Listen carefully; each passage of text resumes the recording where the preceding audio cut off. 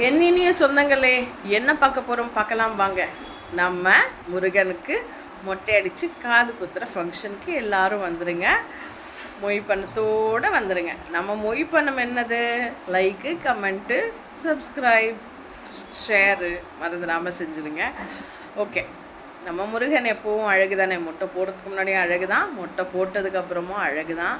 காலையில் நாங்கள் சாட்டர்டே ஒரு 10:30 மணிக்கு போல் கிளம்புனோம். ஆக்சுவலாக 7:30 கிளம்பணுன்னு பிளான் பண்ணோம். ஆனால் முருகனுக்கு முந்தின நாள் கொஞ்சம் வயிறு சரியில்லாமல் போய் நைட்டு சார் தூங்கலை, வீட்டில் யாரும் தூங்கலை. அதனால் மறுநாள் லேட் ஆகிடுச்சு கிளம்ப. 10:30 மணிக்கு கிளம்பி திருத்தணி முருகன் கோவில் போனோம். போயிட்டு மொட்டை அடிச்சுட்டு வந்தோம். மொட்டை என்னமோ இலவசம் தான் போட்டிருக்காங்க, ஃப்ரீ மொட்டைன்னு. ஆனால் உள்ளே அடிக்கிறவங்களுக்கு 100 ரூபா. முருகன் மட்டும் மொட்டை அடிக்கலை, கூடவே நம்ம நைனா, அவங்க தாத்தா, அம்மா வழி அப்பா எல்லாரும் மொட்டை போட்டாங்க.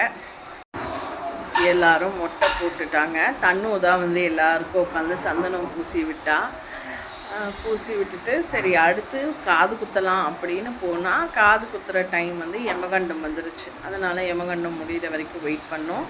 யமகண்டம் முடிஞ்சதுக்கப்புறம் காது குத்துறதுக்கு என்னமோ 50 ரூபா தான் டோக்கன் போட்டிருக்காங்க. ஆனால் குத்துறவங்களுக்கு 500 ரூபா. இதெல்லாம் வந்து நம்ம திருத்தணி முருகன் கோயிலோட ரேட்டு.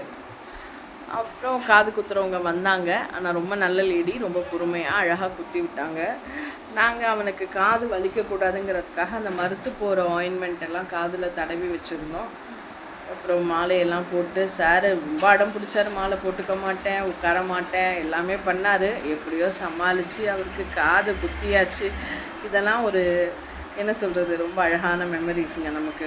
பின்னாடி இதெல்லாம் பார்க்கும்போதோ அவன் பெருசானதுக்கப்புறம் காட்டும் போதோ அது ஒரு தனி சந்தோஷமாக இருக்கும் நமக்கு. அவங்க மொட்டை அடித்து காது குத்துனது பார்த்திங்கன்னா, மொட்டை அடிக்கும்போது ரூபேஷோட மடியிலையும் காது குத்தும்போது பிரவேஷோட மடியிலையும் உட்கார வச்சு செஞ்சாங்க. அவங்க அம்மா சைட்லேருந்து அவங்க என்ன வரிசை கொடுக்கணுமோ அதை கொடுத்தாங்க. ஸோ எங்கள் வீட்டு சைட்லேருந்து நாங்கள் எங்களால் முடிஞ்ச வரிசையை அவனுக்கு கொடுத்தோம்.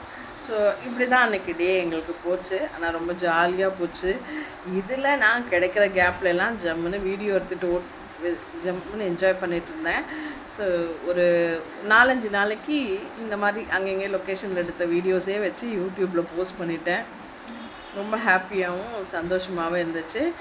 முருகனையும் பார்த்து முடிச்சிட்டோம். மொட்டை அடித்து முடித்த உடனே நேராக கோயிலுள்ள போய் முருகனை பார்த்தோம். பெருசாக கூட்டமெல்லாம் இல்லை, காலியாக இருந்துச்சு சாட்டர்டேன்றதுனால. முருகனை பார்த்து முடிச்சுட்டு சரி இவ்வளோ தூரம் வந்துட்டோமே, ஷோலிங்கரும் போயிடலான்னு சொல்லி பிளான் பண்ணோம். ஷோலிங்கர் போகிற வழியில் கரிக்கல்ன்ற ஊரில் அறுபடை முருகன் வீடு இருக்குது. அங்கே போயிட்டு அந்த அறுபடை முருகனையும் பார்த்துட்டு அதுக்கப்புறம் ரொம்ப லேட் ஆகிடுச்சு. நைட்டு ஒரு 10:30, 11 ஆகிடுச்சு. போய் ஷோலிங்கரில் ஒரு ரூமை போட்டு தங்கிட்டு காலையில் எழுந்திரிச்சு பெரிய மலைக்கு போனோம். பெரிய மலைக்கு போகும்போது அங்கேயும் ஒரு 3-4 ஹவர்ஸ் கேபிள் காட்டுக்கு க்யூவில் உட்காந்துட்டு இருந்தோம். முடிஞ்சோடனே கேபிள் காட்டில் போயிட்டு பெரிய மலையை பார்த்துட்டு சின்ன மலை படி ஏறி தான் போனோம். அதுவும் போய் ஏறி பார்த்துட்டு நல்லபடியாக சாமியை கும்பிட்டுட்டு திரும்பி சண்டே நைட்டு வீட்டுக்கு வந்துட்டோம். இதுக்கு இடையில என்ன நடந்துச்சுன்னா, நைனா, தன்னு எல்லாரும் வந்து வீடியோவுக்கு மாற்றி மாற்றி போஸ்ட் கொடுக்க ஆரம்பிச்சிட்டாங்க. ஜம்முன்னு இந்த 3 மொட்டைங்களை ஃபோட்டோ எடுக்கிறதெல்லாம் எங்களுக்கு ஜாலியாக போச்சு. திருத்தணியில் நிறைய குரங்குகள் இருந்துச்சு. எல்லா குரங்கும் பண்ணுற அட்டகாசத்தெல்லாம் பார்த்துட்டு இருந்தோம். முருகனுக்கு மொட்டையெல்லாம் அடித்து புது ட்ரெஸ் போட்டு மொட்டை அடித்து திரும்பி காது குத்துக்க ட்ரெஸ்ஸை போட்டு அதுக்கப்புறம் காது குத்தி முடித்தோடனே ஒரு ட்ரெஸ்ஸை போட்டோம். நம்ம முருகன் எப்படி இருக்கான்னு சொல்லுங்கள். அழகாக இருக்கான்ல அவன். இந்த முருகன் வந்து அழகன் அப்படின்னு சொல்கிறது வந்து எங்கள் முருகனை பார்த்ததுக்கப்புறம் எனக்குமே புரிய ஆரம்பிச்சிச்சு. சும்மா அவங்க சொன்னாங்க அழகன்ற சொல்லுக்கு முருகான்னு. அது அப்படியே பொருத்தமாக இருக்குது. மொட்டை அடித்தாலும் அழகு தான், மொட்டை அடிக்கலைனாலும் அழகு தான். அம்புட்டு அழகாக இருந்தார். ஸோ காதெல்லாம் குத்தி முடிச்சுட்டு அறுபடை வீடு போகிறதுக்கு முன்னாடி ஒரு வெஜிடேரியன் ஹோட்டலில் போய் சாப்பிட்டுட்டு காலையில் டிஃபனுக்கு வந்து தம்பி ஒய்ஃப் இட்லி தக்காளி தொக்கையெல்லாம் கொண்டு வந்திருந்தா. போகிற வழியில் ஒரு இடத்துல காரை நிப்பாட்டி சாப்பிட்டுட்டு நான் கோயிலுக்கு போனோம். அப்புறம் மத்தியானம் லஞ்ச் எங்களால் சாப்பிட முடியல, ஏன்னா மலை மேலேயே இருந்துட்டோம். அங்கேயே பிரசாதம், சக்கரை பொங்கல், தயிர் சாதம்லாம் தந்தாங்க. தயிர் சாதம் எல்லாம் சாப்பிட்டுட்டு டைம் பாஸ் பண்ணிட்டோம். ஈவினிங் தான் சாப்பிட்டோம்.